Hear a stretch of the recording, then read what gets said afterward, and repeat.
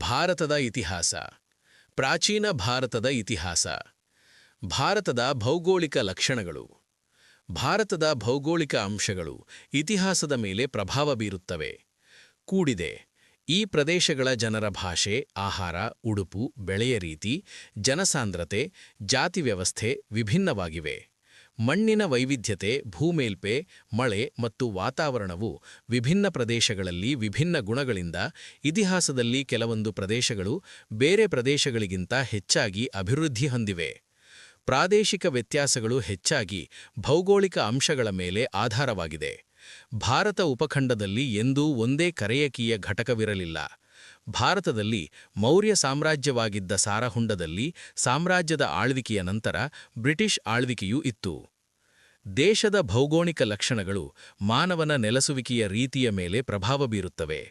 ಉದಾಹರಣೆಗೆ, ಹರಪ್ಪಾ ನಾಗರಿಕತೆಯು ವಿನಾಶವಾಗಲು ಕಾರಣ ನೈಸರ್ಗಿಕ ಸಂಪನ್ಮೂಲಗಳ ವಿಪರೀತ ಬಳಕೆ, ಹವಾಮಾನ ವೈಪರೀತ್ಯಗಳಿಂದಾಯಿತು.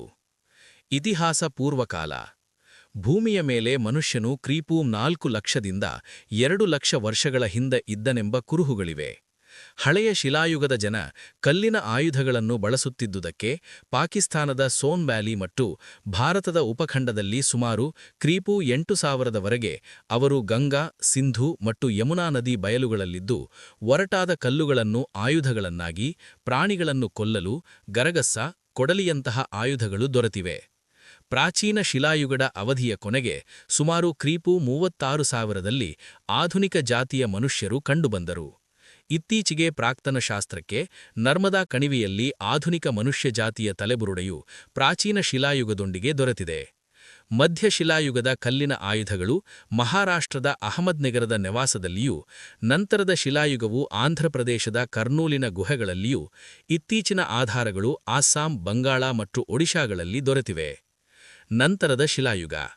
ಇದು ಕ್ರಿಪೂ 4000ದಿಂದ ಪ್ರಾರಂಭಗೊಂಡು ಕ್ರಿಪೂ 4000ವರೆಗೆ ಇತ್ತು. ಇಲ್ಲಿ ಚೂಪಾದ ಕಲ್ಲುಗಳನ್ನು, ಪ್ರಾಣಿಗಳನ್ನು ಕೊಲ್ಲಲು ಗರಗಸ, ಕೊಡಲಿಯಂತಹ ಆಯುಧಗಳು ದೊರೆತಿವೆ. ನವಶಿಲಾಯುಗ. ನವಶಿಲಾಯುಗವು ಭಾರತ ಉಪಖಂಡದಲ್ಲಿ ಕ್ರಿಪೂ 4000 ವರ್ಷಗಳ ಹಿಂದೆ ಕಂಡುಬಂದಿದೆ. ನವಶಿಲಾಯುಗದ ಬುಡಕಟ್ಟಿನ ಜನ ವಾಯವ್ಯ ಭಾಗದ ಸುಲೇಮಾನ್ ಮತ್ತು ಕಿರ್ತಾರ್ ಬೆಟ್ಟಗಳಲ್ಲಿ, ದಕ್ಷಿಣದ ವಿಂಧ್ಯ ಪರ್ವತಗಳಲ್ಲಿ, ಈಶಾನ್ಯದ ಗಾರೋ ಬೆಟ್ಟಗಳಲ್ಲಿ ಉಳಿದಿದ್ದರು. ಇಲ್ಲಿ ಹೊಸ ರೀತಿಯ ಜೀವನದಲ್ಲಿ ಪ್ರಾಣಿಗಳನ್ನು ಪಳಗಿಸಿ ಗಿಡಗಳನ್ನು ಬೆಳೆಸುತ್ತಿದ್ದರು. ನಾಯಿ, ಮೇಕೆ ಸಾಕುತ್ತಿದ್ದರು. ಗೋಧಿ, ಬಾರ್ಲಿ ಬೆಳೆದು ನಿರ್ದಿಷ್ಟ ಪ್ರದೇಶಗಳಲ್ಲಿ ವಾಸಿಸತೊಡಗಿ ಹಳ್ಳಿಗಳ ಉಗಮಕ್ಕೆ ಕಾರಣವಾಯಿತು.